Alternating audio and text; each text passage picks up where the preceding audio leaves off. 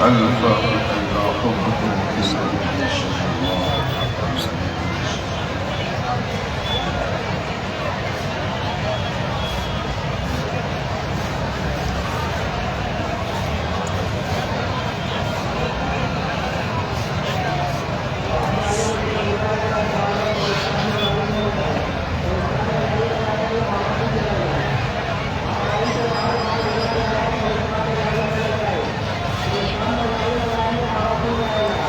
إن الله وملائكته يصلون على النبي يا أيها الذين آمنوا صلوا عليه وسلموا تسليما.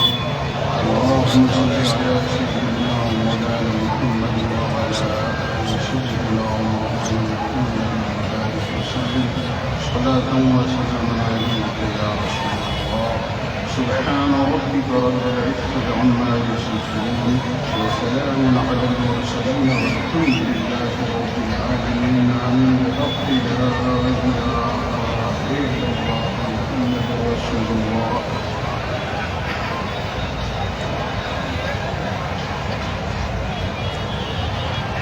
بسم الله الرحمن الرحيم. الحمد لله الواحد المتوحد المتفرد بذاته وصفاته، والصلاة والسلام على سيدنا ومولانا محمد المختار أشرف الخلق ومكوناته، الذي هو علي في درجاته، حسن في جميع صفاته، شهيد في تجلياته، نور عين المشتاقين بجماله، علاء الحق واليقين، سراج الملة ونظام الدين، قطب رحى الأعلم وفريد الدين، الذي هو معين الدين، الغوث الأعظم للمستغيثين، صلوات الله تعالى عليه وعلى آله وأصحابه أجمعين. أما بعد فأعوذ بالله من الشيطان الرجيم. بسم الله الرحمن الرحيم. يا أيها الذين آمنوا أطيعوا الله وأطيعوا الرسول وأولي الأمر منكم. صدق الله العظيم وبلغنا رسوله النبي الأمين الكريم، ونحن على ذلك لمن الشاهدين والشاكرين والحمد لله رب العالمين. إن الله وملائكته يصلون على النبي يا أيها الذين آمنوا صلوا عليه وسلموا تسليما. اللهم صل على سيدنا ومولانا محمد وعلى آل سيدنا ومولانا محمد وبارك وسلم صلاة وسلاما عليك يا رسول الله، صلاة وسلاما عليك يا حبيب الله.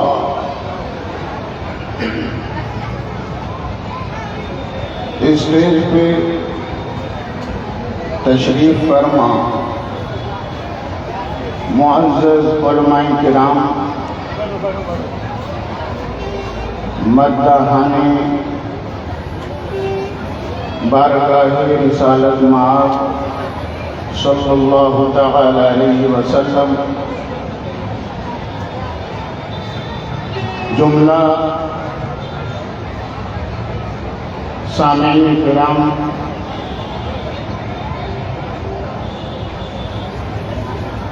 السلام علیکم ورحمۃ اللہ وبرکاتہ۔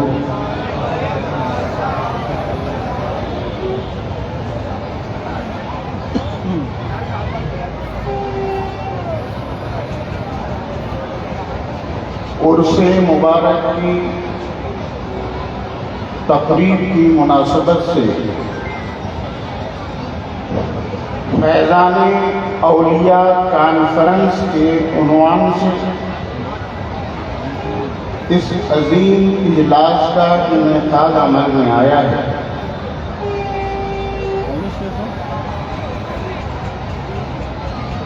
آپ کے دیار محبت میں پہلی بار حاضری کا شرف حاصل ہو رہا ہے۔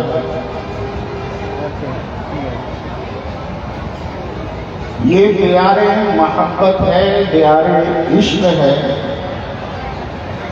اس لیے کہ یہاں ایک مرکز عشق و محبت کا آستانہ ہم سب کے لیے مرجع و معول کی حیثیت رکھتا ہے۔ وہ حضور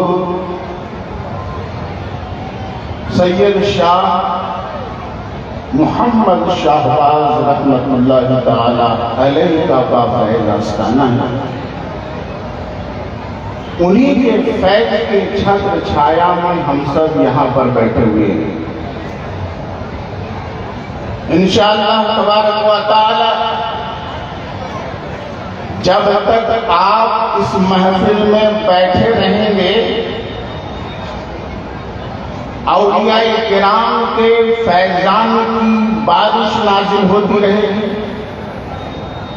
رحمت و انوار کی بارش میں آپ نہاتے رہیں گے، اور یہ صرف محبت اور عقیدت کی بنیاد پر نہیں ہے۔ میں حدیث پاک کی روشنی میں عرض کرتا ہوں، یہ اللہ کے ذکر کی محفل ہے، اللہ کے رسول کے ذکر کی محفل ہے، اللہ کے محبوبین کے ذکر کی محفل ہے، اور ایسی محفل میں رحمت کے فرشتے اترتے ہیں۔ صحیح مسلم شریف کی حدیث ہے،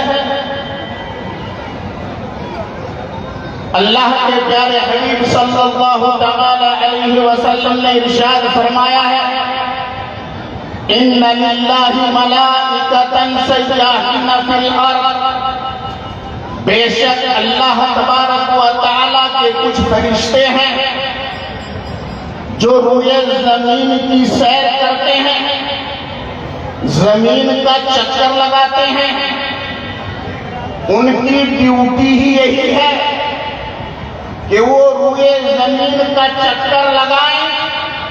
مقصد کیا ہے ان کا؟ مقصد کیا؟ کیوں چکر لگائیں؟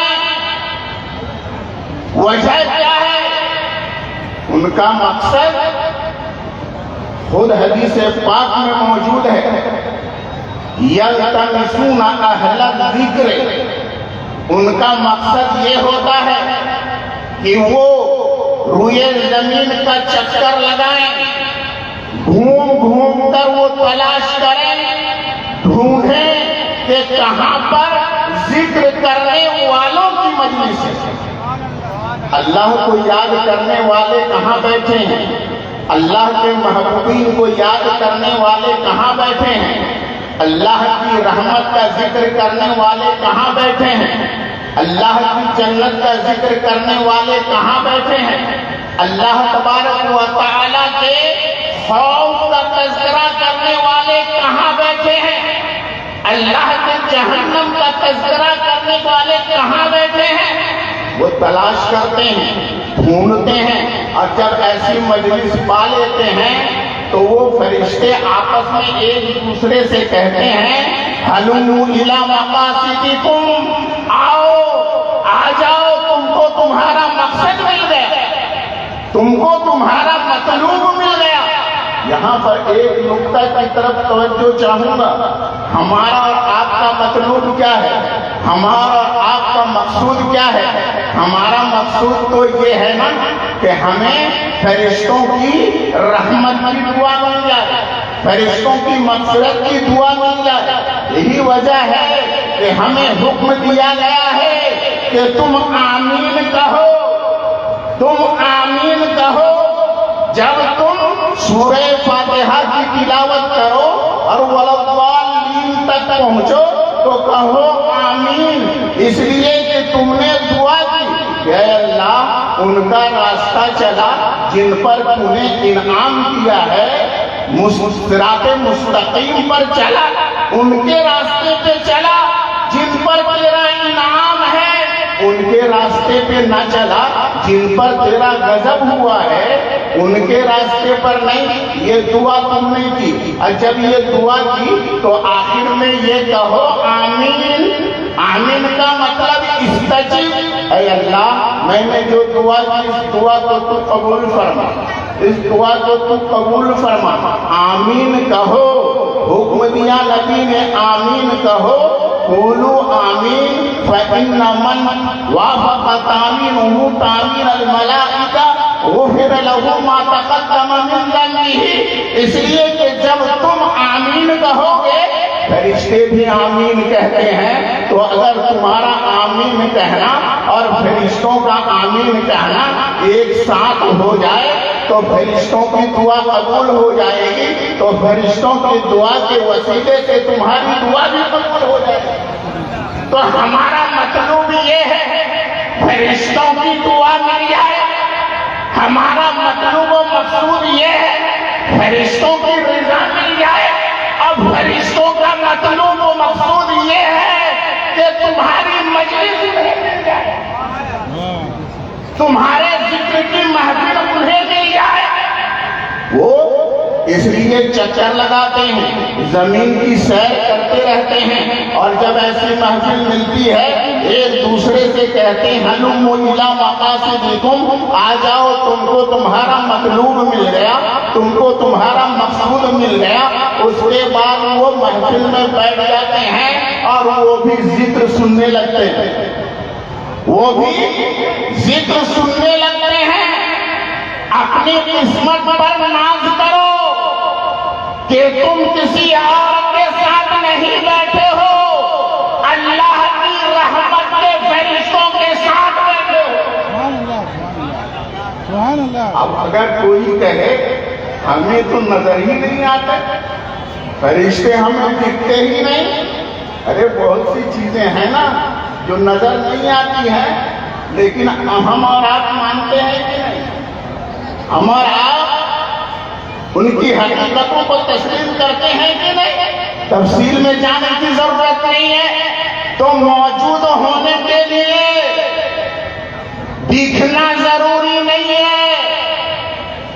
جب نبی نے فرما دیا فرشتے ایسی مجلسوں میں موجود ہوتے ہیں تو ہم نے تو نبی کو مانا، ہمارا ایمان اپنی آنکھوں کی بصارت پر نہیں ہے، ہم نے مانا ہے نبی کو۔ تو اب نظر آئے یا نہ آئے، نبی نے فرمایا ایسی مجلس میں فرشتے ہوتے ہیں، موجود ہوتے ہیں، تو ہم نے مان لیا۔ وہ بیٹھ جاتے ہیں آپ کے ساتھ، ذکر سنتے ہیں، اور جب مجلس ختم ہو جاتی ہے تو رب کی بارگاہ میں پہنچتے ہیں۔ رب تبارک و تعالی ان سے پوچھتا ہے تم نے ہمارے بندوں کو کس حال میں چھوڑا؟ اے فرشتوں تم نے ہمارے بندوں کو کس حال میں چھوڑا؟ فرشتے عرض کرتے ہیں مولا ہم نے اس حال میں چھوڑا کہ وہ تجھے یاد کر رہے تھے، تیری جنت کو یاد کر رہے تھے، تیرے جہنم سے پناہ مانگ رہے تھے، اے اللہ تیری رحمت کا سوال کر رہے تھے۔ رب تبارک و تعالیٰ پھر پوچھتا ہے اے میرے فرشتوں بولو کیا میرے ان بندوں نے مجھے دیکھا ہے، میری جنت کو دیکھا ہے، میری جہنم کو دیکھا ہے؟ فرشتے عرض کرتے ہیں مولا انہوں نے تو تجھے نہیں دیکھا، تیری جنت کو نہیں دیکھا، تیرے جہنم کو نہیں دیکھا۔ رب تبارک و تعالیٰ پوچھتا ہے میرے فرشتوں ذرا بتاؤ اگر وہ مجھے دیکھ لیں تو ان کا کیا حال ہوگا؟ میری جنت کو دیکھ لیں تو ان کا کیا حال ہوگا؟ میرے جہنم کو دیکھ لیں ان کا کیا حال ہوگا؟ فرشتے عرض کرتے ہیں مولا جب بن دیکھے ان کا یہ حال ہے، وہ تجھے یاد کرتے ہیں، تیری رحمت کی دعا کرتے ہیں، رحمت کا سوال کرتے ہیں اور تیرے جہنم سے پناہ مانگتے ہیں، تو وہ دیکھ لیں گے تو ان کا کیا حال ہوگا؟ رب تبارک و تعالیٰ کی رحمت جوش میں آتی ہے، ارشاد فرماتا ہے اے میرے فرشتوں تم گواہ ہو جاؤ، میں نے اپنے ان تمام بندوں کو معاف کر دیا، ان کے گناہوں کو معاف کر دیا۔ یہ صحیح مسلم شریف کی حدیث میں عرض کر رہا ہوں، رب تبارک و تعالیٰ فرشتوں سے فرماتا ہے میں نے اپنے ان بندوں کو معاف کر دیا۔ اور وہ فرشتے عرض کرتے ہیں مولا وہ کچھ بندے ایسے تھے جو خاص طور پر تیری محفل میں آنے کے ارادے سے وہ آئے اور انہوں نے ذکر سنا، ذکر سننے کی غرض سے وہ آئے تھے، اور کچھ ایسے تھے جو کہیں جا رہے تھے کسی مقصد کے لیے، اپنی کسی ضرورت کے لیے، لیکن دیکھا انہوں نے یہ محفل ذکر ہے، وہاں وہ ذکر کی مجلس میں بیٹھ گئے، ذکر کی محفل میں شریک ہو گئے، تو کیا وہ بھی اس بشارت کے مستحق ہیں، اس خوشخبری کے وہ بھی مستحق ہیں؟ رب تبارک و تعالیٰ فرماتا ہے ہؤلاء قوم لا یشقی جلیسہم، ہاں میں نے ان بندوں کو بھی معاف کر دیا، انہیں بھی بخش دیا، اس لیے کہ ذکر کرنے والے بندے ایسے بندے ہوتے ہیں کہ ان کی صحبت میں بیٹھنے والے ناکام اور نامراد نہیں ہوتے۔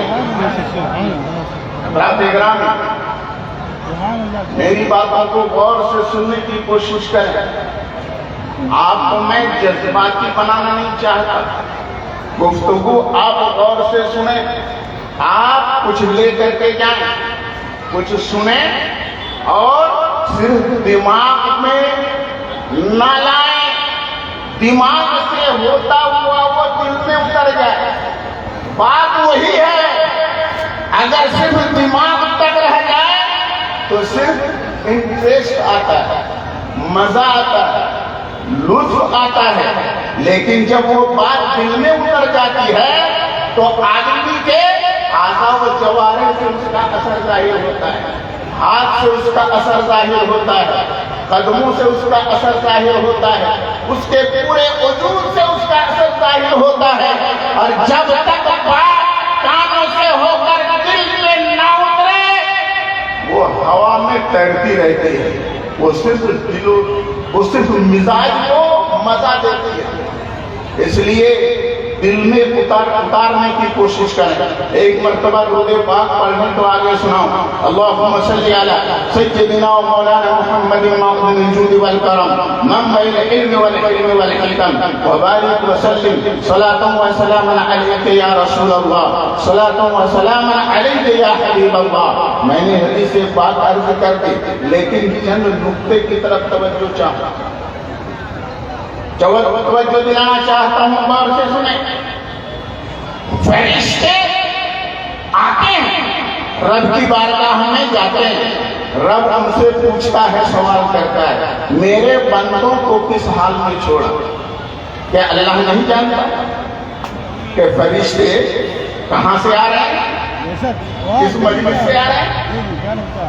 اللہ تعالیٰ جانتا ہے کہ پھر کیوں پوچھتا ہے؟ فرشتوں سے سوال کیوں کرتا ہے؟ اچھا فرشتوں نے جواب دے دیا، مولا ایسے بندوں کی مجلس سے آ رہے ہیں جو بندے تجھے یاد کر رہے ہیں، تیری جنت کا سوال کر رہے ہیں۔ جواب دیا نا، پھر سوال کا جواب، پھر سوال پہ سوال، کیوں؟ اللہ تعالیٰ تو علیم و خبیر ہے نا،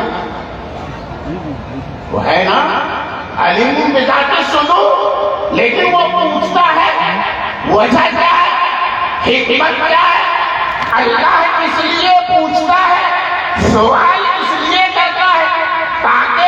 فرشتے جواب دیں، فرشتے جواب دیں، پھر سوال ہو، سوال پر پھر فرشتے جواب دیں، تو اس طریقے سے میرے وہ بندے جو مجھے یاد کر رہے تھے، میرا ذکر کر رہے تھے، میں ان کے ذکر کو میں بلند کر دوں، ان کے ذکر کو، ان کے چرچے کو میں پڑھا دوں، جتنا سوال ہوتا جائے گا میرے ان بندوں کا ذکر اتنا زیادہ ہوتا جائے گا۔ سبحان اللہ بے شک۔ یہی وجہ ہے حدیث قدسی میں ہے، جس بندے نے، اللہ تعالیٰ کا ارشاد ہے، جس بندے نے مجھے ذکرنی فی ملئی ذکرتہ فی ملئی خیر من ملئہ، اور جو بندہ مجھے یاد کرتا ہے کسی محفل میں، کسی مجلس میں، تو میں اسے یاد کرتا ہوں اس سے بہتر مجلس میں، اس سے بہتر محفل میں۔ ہماری مجلس سے فرشتوں کی مجلس بہتر ہے کہ نہیں؟ فرشتوں کی محفل بہتر ہے کہ نہیں؟ مسلمانوں، قربان جاؤ اپنی قسمت پر، اپنے نبی کی رحمت پر، کہ تم اس نبی کی امت میں ہو، کہ تم اپنے رب کو یاد کرو اپنی مجلس میں، اپنی محفل میں، اور تمہاری قسمت کی بلندی یہ ہے۔ مجھے عرض کرنی ہے، میرے کچھ احباب نے مجھ سے یہ گزارش کی ہے اور یہ کہا ہے کہ آپ فیضان اولیاء کانفرنس میں کچھ اہل سنت و جماعت کے عقائد سے متعلق گفتگو کریں۔ اسی مناسبت سے میں نے آیت کریمہ پڑھی ہے، اللہ تبارک و تعالی ارشاد فرماتا ہے، یا ایھا الذین آمنوا، اے ایمان والو، اطیعوا اللہ، اللہ تعالی کی اطاعت کرو، اللہ تعالی کی فرما برداری کرو، واطیعوا الرسول، اور رسول کی فرما برداری کرو، رسول کی پیروی کرو، رسول کی اطاعت کرو، رسول کا کہنا مانو، وَأُولِي الْأَمْرِ مِنْكُمْ، اور تم میں سے جو امر والے ہیں صاحب امر کی اطاعت کرو۔ اب یہاں پر صاحب امر سے کون لوگ مراد ہیں؟ اصحاب امر سے کون لوگ مراد ہیں؟ امر والے وہ کون ہیں؟ تو اس کی تفسیر آئی ہے، بعض مفسرین کرام نے ارشاد فرمایا کہ یہاں اولو الامر سے مراد ہے حکام اسلام، سلاطین اسلام، عمرا، سلاطین اسلام کی پیروی کرو۔ اور حضرت عبداللہ ابن عباس رضی اللہ تعالی عنہما ارشاد فرماتے ہیں، اولو الامر ہم الفقہاء، اولو الامر سے مراد فقہائے کرام کی جماعت ہے، اہل فقہ مراد ہیں، علماء ربانیین مراد ہیں۔ تو معنی کیا ہوا؟ اے ایمان والو، اللہ کو مانو، رسول کو مانو، اور امر والوں کو مانو، یعنی علماء ربانیین کو مانو، فقہائے دین کو مانو، مشائخ کرام کو مانو۔ تو اب یہاں سے کیا عقیدہ ملا ہمیں اللہ کی اطاعت بھی کرنی ہے، رسول کی اطاعت بھی کرنی ہے، اور فقہائے دین کی بھی اطاعت کرنی ہے۔ لیکن ہاں، فقہائے دین کی اطاعت، علماء ربانیین کی اطاعت، ان کی پیروی کتاب و سنت کی روشنی میں ان کی پیروی ہے۔ ہم دیکھیں گے کتاب و سنت کی روشنی میں وہ بات کر رہے ہیں کہ نہیں، انہوں نے جو بات کہی یہ کتاب و سنت کی روشنی میں وہ بات کہی ہے کہ نہیں۔ یہاں سے کیا پتا چلا کہ دلیل صرف قرآن نہیں، دلیل صرف حدیث نہیں، بلکہ فقہائے کرام کا اجتہاد بھی دلیل ہے، ان کے اقوال بھی دلیل ہیں۔ اسے کہا جاتا ہے اجتہاد، اسے کہا جاتا ہے بیان۔ تو یہ جو کہتے ہیں نا، یہ جو خوبصورت انداز میں بولتے ہیں، جملہ بڑا اچھا لگتا ہے، قرآن اور حدیث کو صرف ہم مانتے ہیں، ہم تو صرف قرآن و حدیث کو مانتے ہیں اور کچھ نہیں مانتے۔ یہ جملہ بڑا اچھا لگتا ہے نا، سننے میں بڑا اچھا لگتا ہے، یہ قرآن و حدیث کی بات کر رہا ہے، قرآن کو مانو, حدیث کو مانو, کسی اور کو مت مانو. میں کہتا ہوں ارے تم اگر یہ کہتے ہو قرآن مانو, حدیث مانو اور کسی کو مت مانو, تو حقیقت میں نہ تم قرآن مانتے ہو نہ حدیث مانتے ہو. کیوں؟ اس لیے کہ قرآن کہہ رہا ہے نا اولو الامر کو بھی مانو, علماء ربانین کو مانو, فقہائے دین کو مانو, مشائخین امت کو مانو, علماء دین کو مانو, ان کی اطاعت لازم. یہ قرآن کا حکم. تو جو یہ کہتا ہے صرف قرآن و حدیث مانو, وہ سب سے بڑی گمراہی میں ہے. حقیقت میں وہ قرآن ہی کو نہیں مانتا. حضرات کرام, ایک فتنہ چلا ہے, اس کا یہ کہنا ہے ہم تو حدیث کی پیروی کرنے والے ہیں, ہم اہل الحدیث ہیں, ہم حدیث والے ہیں, اہل الحدیث ہیں. میں کہتا ہوں اہل الحدیث کوئی بن ہی نہیں سکتا, اہل الحدیث کوئی بن ہی نہیں سکتا. اہل الحدیث بننے کے لیے بولو, ایک حدیث میں یہ آیا ہے کہ اللہ کے نبی جب نماز کے لیے کھڑے ہوتے تھے تو اپنا ہاتھ یہاں باندھتے تھے, سینے پر باندھتے تھے. ایک حدیث میں ہے کہ اپنا ہاتھ ناک کے نیچے باندھتے تھے. ایک حدیث میں ہے کہ دونوں ہاتھ کو چھوڑ دیتے تھے. قیام کی حالت میں دونوں ہاتھوں کو چھوڑ دیتے تھے, باندھتے نہیں تھے. اب تینوں طرح کی حدیثیں ہیں, عمل کر کے دکھاؤ. سبحان اللہ, سبحان اللہ. عمل کر کے دکھاؤ. ارے یہ حدیث, یہ میڈیسن ہے, میڈیسن. اب میڈیسن کو کوئی فزیشین متعین کرے گا, ایرے تیرے نہیں کہ یہ کس چیز کی دوا ہے. یہ فزیشین بتائے گا, ماہر بتائے گا. ایرے گہرے نہ تو گہرے نہیں بول سکتا. حدیث کا ترجمہ پڑھ کر حدیث سمجھ نہیں سکتے, ورنہ عرب کے سارے بدو سب آگے بڑے عالم ہوتے. سبحان اللہ. اس لیے ان کو ہر جگہ شرک ہی نظر آتا ہے, ہر جگہ شرک ہی نظر آتا ہے. مزار پہ چلے جاؤ کہتے ہیں شرک ہے. ارے شرک کس کو بولتے ہیں؟ شرک کا مطلب یہ ہے کسی کو خدا بنا لیا جائے یا خدا کی صفت میں کسی کو شریک مان لیا جائے. جیسے خدا رزق دیتا ہے, تم یہ مان لو کہ زید بھی بکر بھی رزق دیتا ہے. اگر تم یہ کہہ لو کہ اللہ کی طرح وہ بھی رزق دینے والا ہے, وہ بھی رازق ہے, تو اللہ کی صفت کی طرح تم نے دوسرے کے اندر وہی صفت مان لی, یہی شرک ہے. تو ذات میں اگر کسی کو شریک کر لو تو یہ شرک بھی ذات ہے, صفت میں شریک کر لو تو یہ شرک بھی صفات ہے.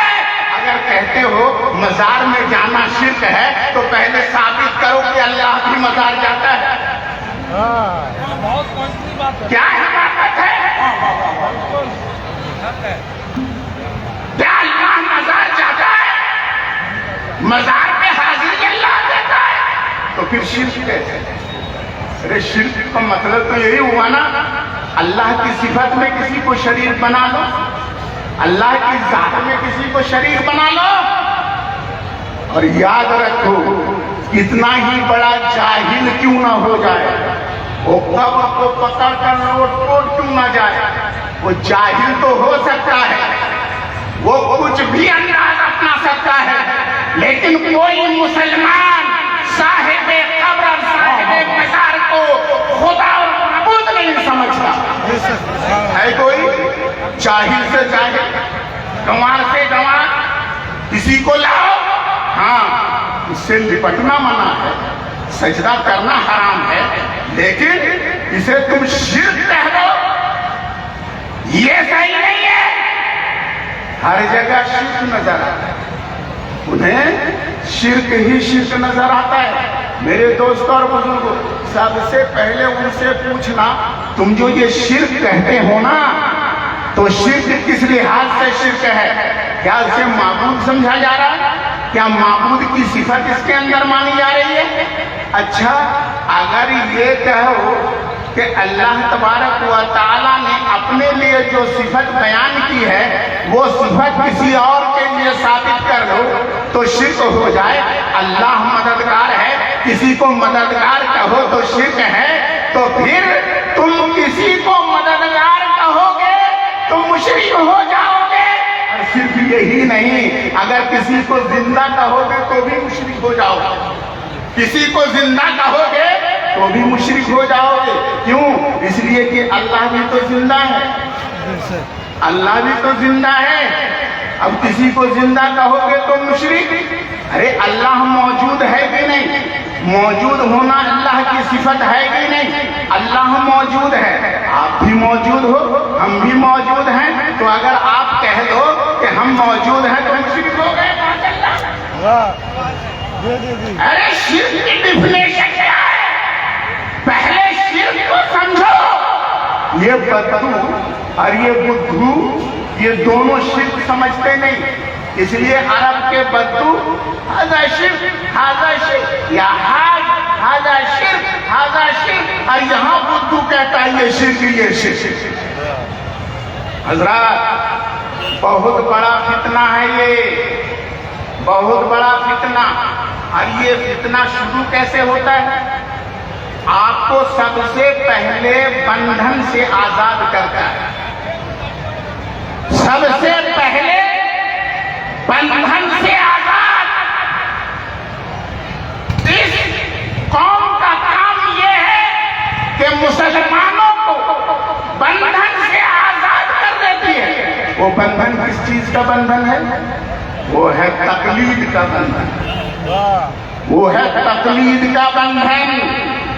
اگر تقلید سے ہٹ گئے، تقلید کا قلادہ اگر اتار دیا تو پھر گمراہ ہونے میں دیر نہیں لگے گی۔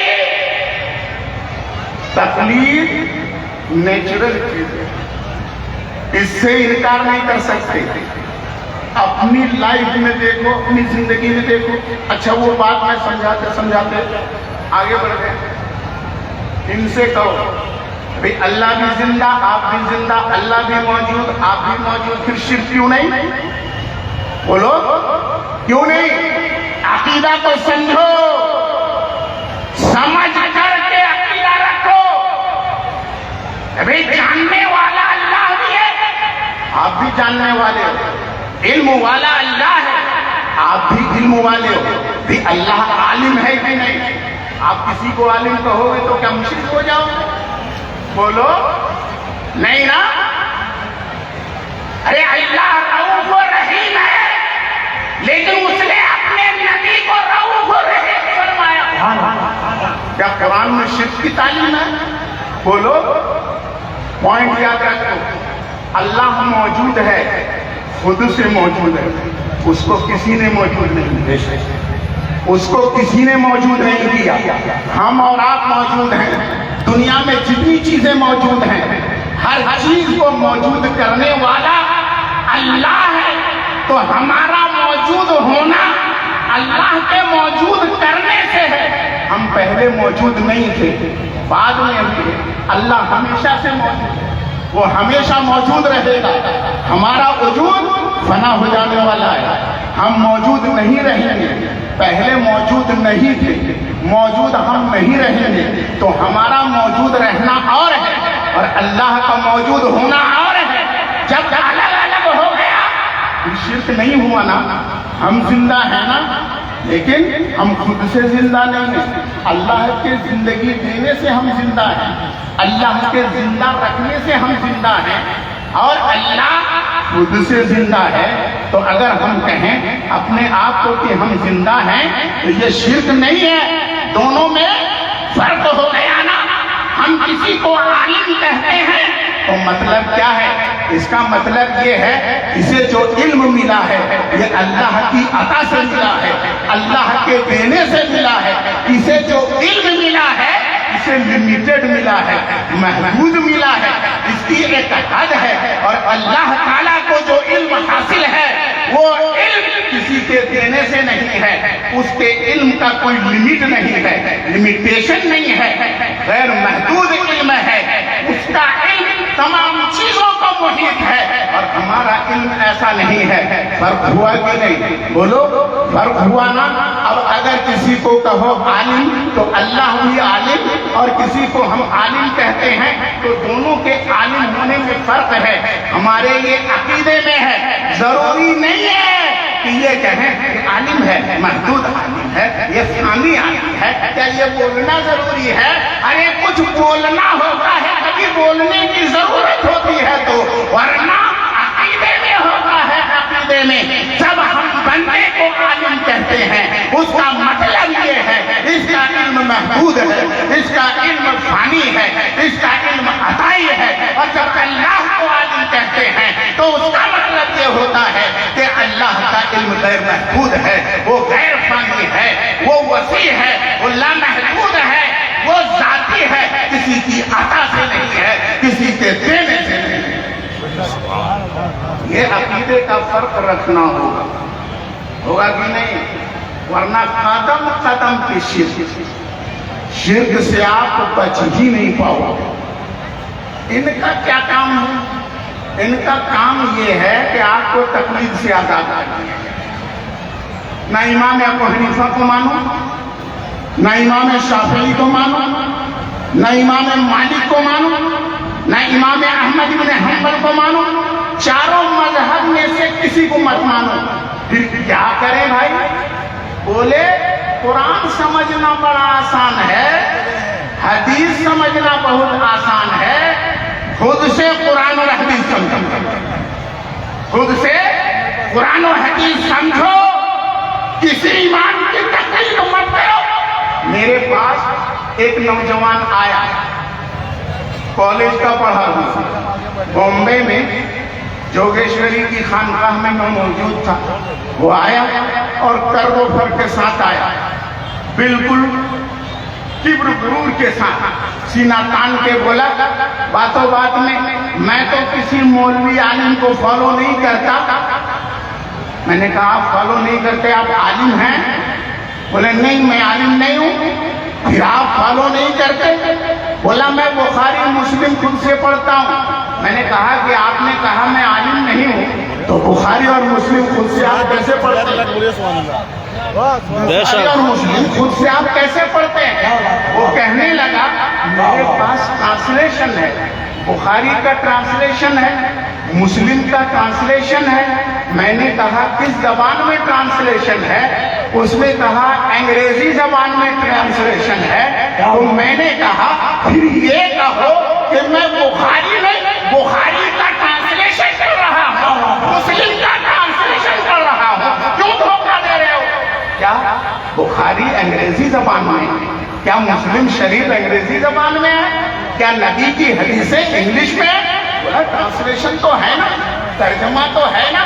میں نے کہا ترجمہ کس کا ہے؟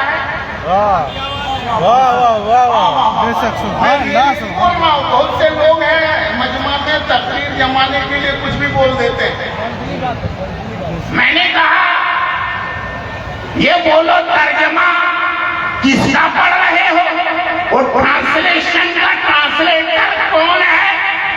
تھوڑی دیر تک تو ہچکا، پھر کہا کہ میں ابو الاعلیٰ مودودی کا ٹرانسلیشن کر رہا ہوں، ابو الاعلیٰ مودودی کا ٹرانسلیشن پڑھ رہا ہوں۔ میں نے کہا ابو الاعلیٰ مودودی عالم تھا کہ نہیں؟ کیا کہنا ہے؟ کیا پکڑ ہے؟ عالم کو تھا۔ تو میں نے ابھی تو تم نے کہا کہ میں کسی عالم کو فالو نہیں کر رہا،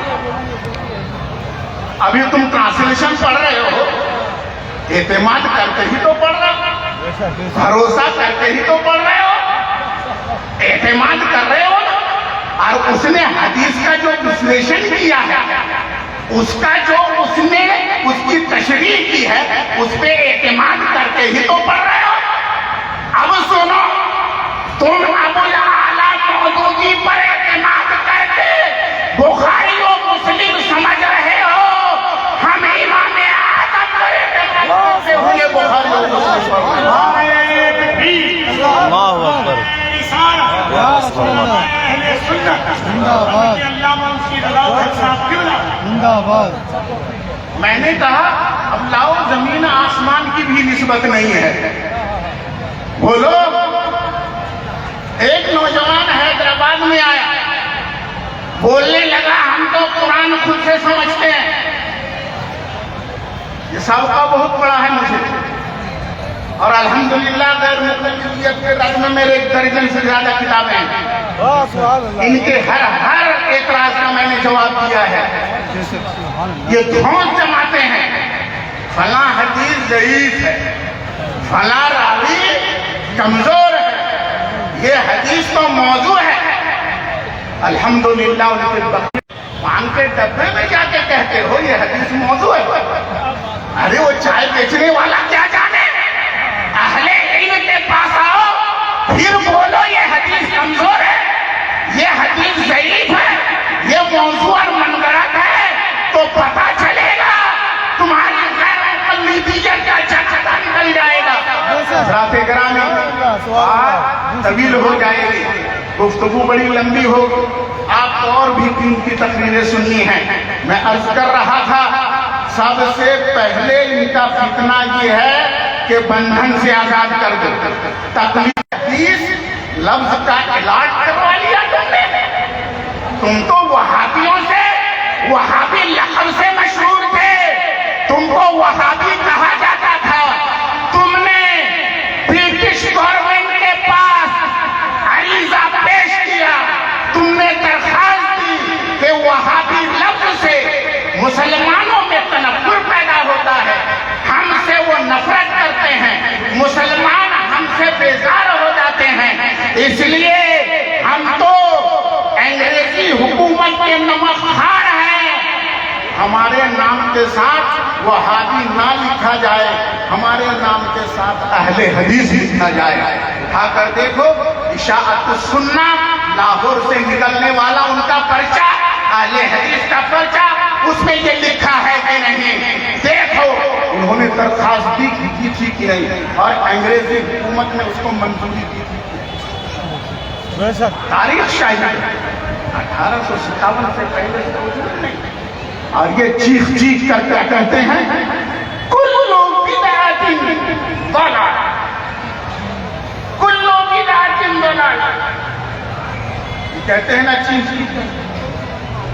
कुल्लू मुहदसतिन बिदअत व कुल्लू बिदअतिन दलाल। हर नई चीज बिदअत है, हर बिदअत गुमराही है। तो हम तो सहाबा के दौर से हैं ना, हम अहले सुन्नत व जमात तो सहाबा के दौर से है ना।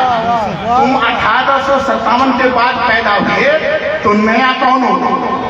बोलो, ये 200 साल पहले तुम्हारा वजूद नहीं था, तो तुम नए हो ना। तो तुम्हारे ही कहने के मुताबिक कुल्लू मुहदसतिन बिदअत, हर नई चीज बिदअत, तुम्हारा गिरोह बिदअत है, और हर बिदअत गुमराही है।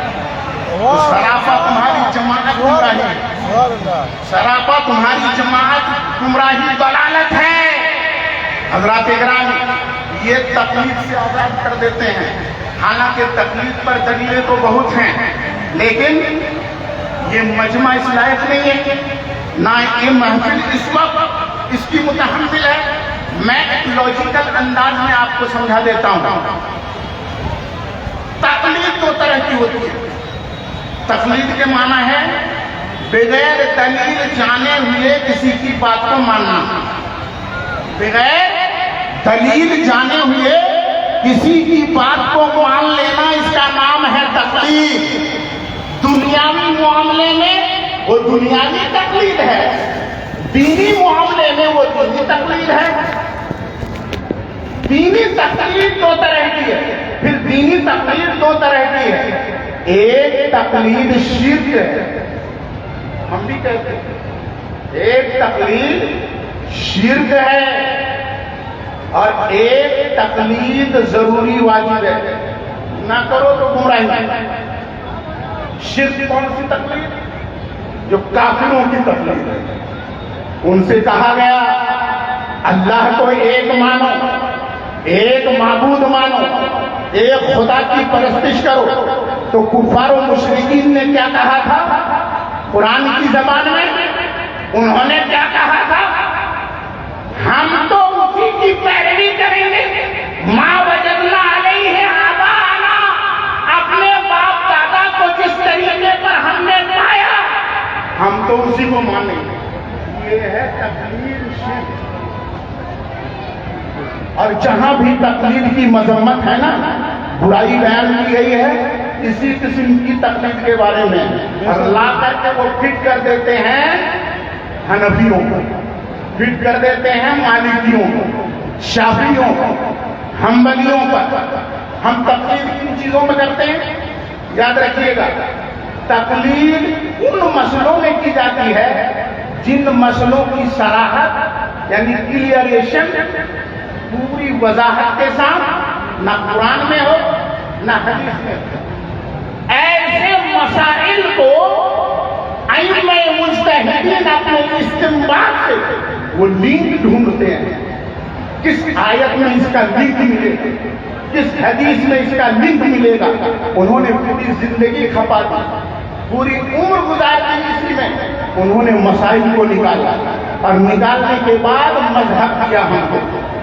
یہ فقہی مسائل وہ مسائل جو صراحت کے ساتھ، پورے کلیئریشن کے ساتھ، وضاحت کے ساتھ، نہ قرآن کی آیت میں ہو نہ حدیث میں ہو، لیکن اس کا لنک موجود ہو، اس لنک کو ڈھونڈ کر یہ ائمہ مجتہدین، امام ابو حنیفہ، امام شافعی، امام مالک، امام احمد بن حنبل، انہوں نے وہ مسائل مستخرج کیے ہیں، نکالے ہیں، اور امت کے لیے آسانی کی راہیں ہیں۔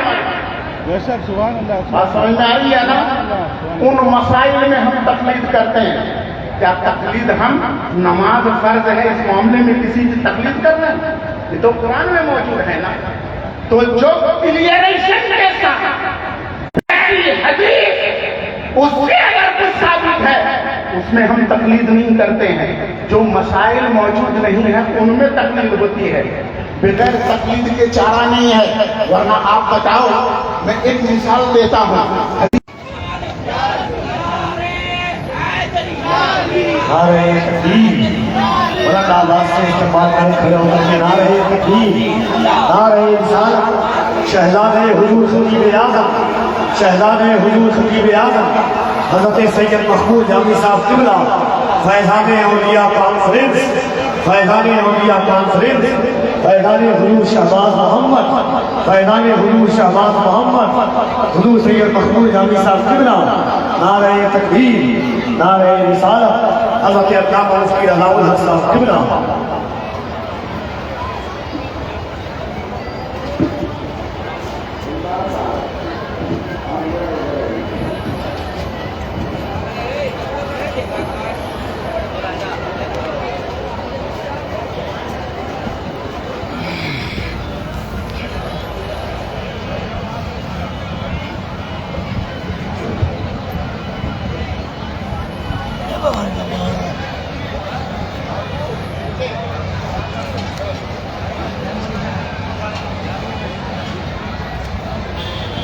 ماشاءاللہ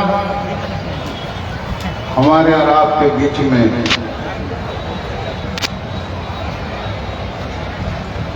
شہزادہ حضور خطیب اعظم ہندوستان علامہ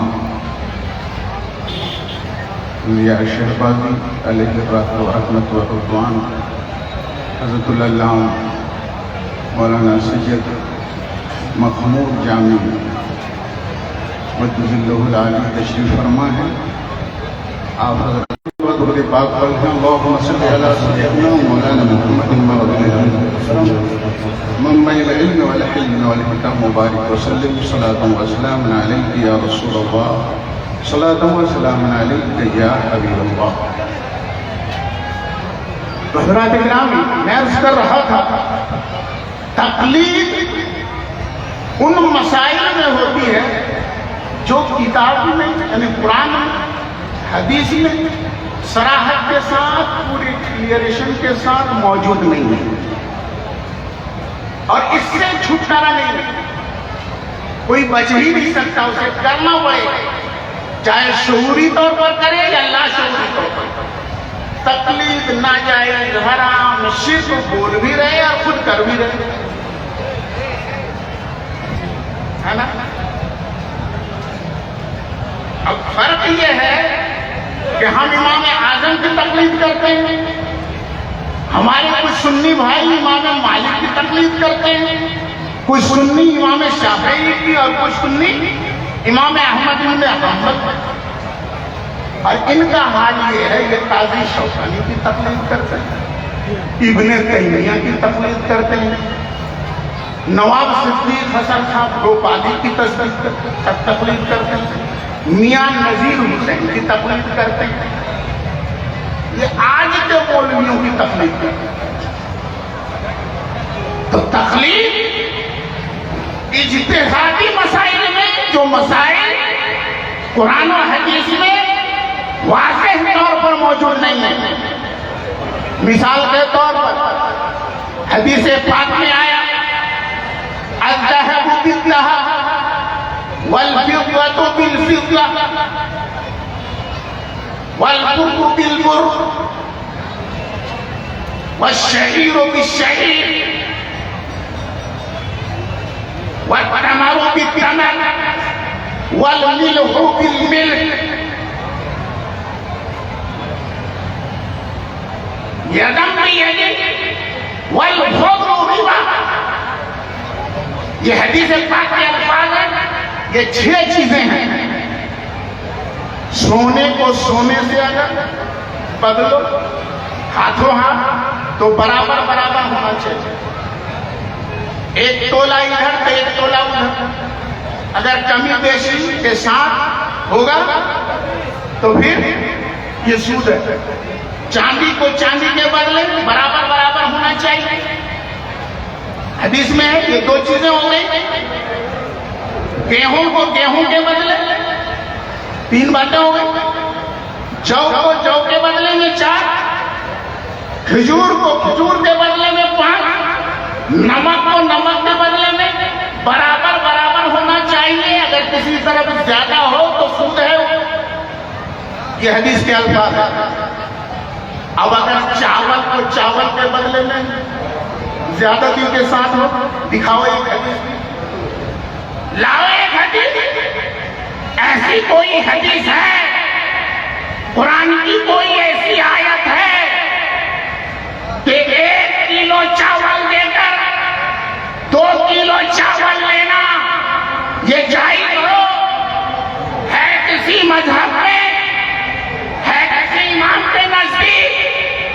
تو اب 6 چیزوں میں خالی سود ہو، 7ویں چیز میں سود نہ ہو، 7ویں چیز میں سود نہ ہو، دھان کو دھان کے بدلے میں بولو زیادہ ہو، سود نہ ہو، باجرہ کو باجرہ کے بدلے میں سود نہ ہو، بولو جوار کو جوار کے بدلے میں سود نہ ہو۔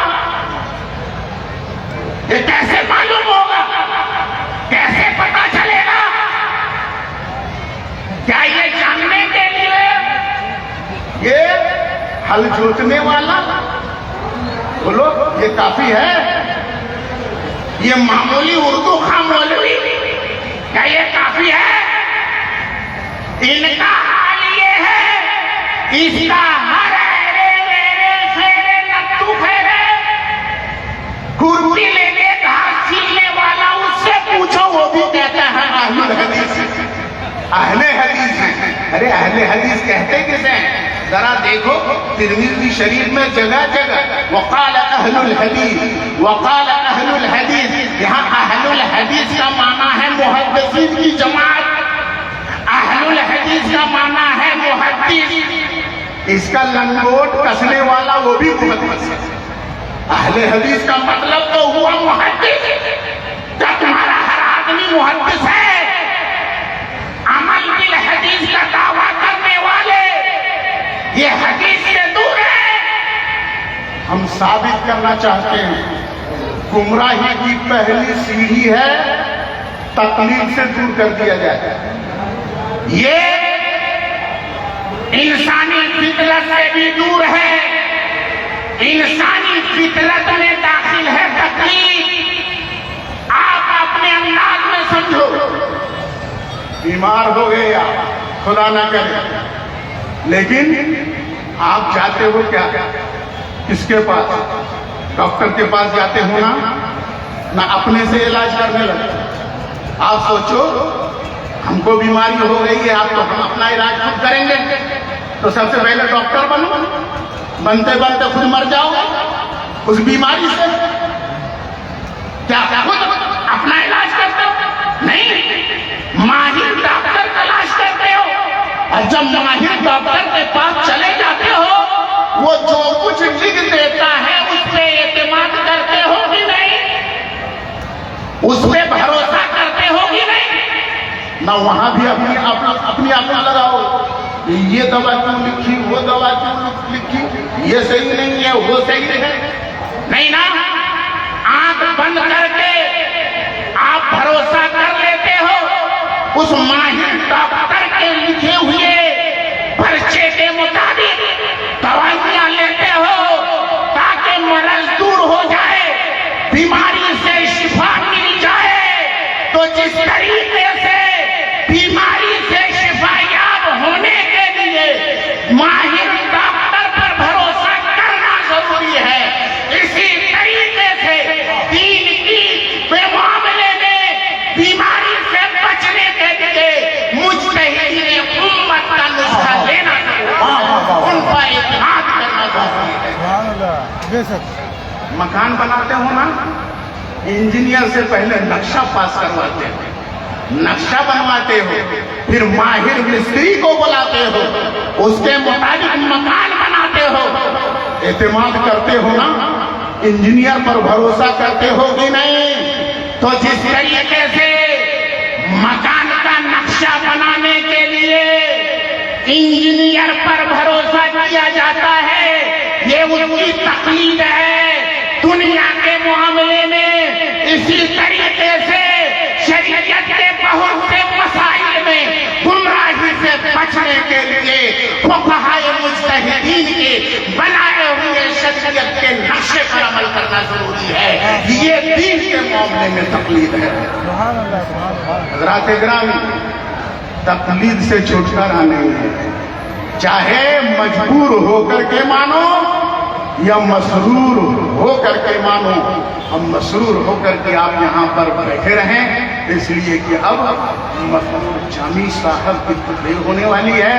آپ حضرات تشریف رکھیں. اسی پر میں اپنے بیان کو ختم کرتا ہوں. وآخر دعوانا ان الحمدللہ رب العالمین. السلام علیکم ورحمۃ اللہ. ماشاء اللہ. ماشاء اللہ. سبحان اللہ. بہت